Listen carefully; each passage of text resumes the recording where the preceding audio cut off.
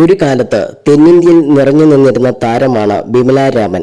ഒട്ടനവധി ഹിറ്റ് സിനിമകളുടെ ഭാഗമായിരുന്നു അവർ. ബിമല രാമന്റെ പ്രണയകാലം എന്ന സിനിമയിലെ ഒരു വേനൽപ്പുഴയിൽ തെളിനീരിൽ മലയാളികൾ അങ്ങനെ വേഗം മറക്കാൻ ഇടയില്ല. മൈൽ സ്റ്റോൺ മേക്കേഴ്സിന് നൽകിയ അഭിമുഖത്തിൽ സംസാരിക്കുകയാണ് ബിമല രാമൻ. റോച്ചൽ എന്നൊരു മലയാള സിനിമ എനിക്ക് വന്നിരുന്നു. 2 നായികമാരുടെ സബ്ജക്റ്റാണത്. വളരെ നല്ല കഥയായിരുന്നു. എനിക്ക് നന്നായി ഇഷ്ടപ്പെടുകയും ചെയ്തതാണ്. പക്ഷേ 2 നായികമാരായതുകൊണ്ട് തന്നെ എന്റെ റോൾ അത്രയ്ക്ക് ഇമ്പോർട്ടൻസ് ഉള്ളതായി എനിക്ക് തോന്നിയില്ല.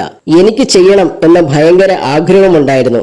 പക്ഷെ ഞാൻ ചെയ്യേണ്ട കഥാപാത്രവുമായി എനിക്ക് അങ്ങോട്ട് ഒത്തുപോകാൻ കഴിഞ്ഞില്ല.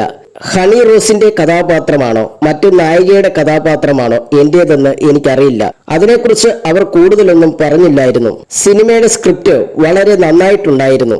ഹണി റോസ് അത് നന്നായിട്ട് ചെയ്തുവെന്നാണ് ഞാൻ കേട്ടത്. ബിമല രാമൻ പറയുന്നു.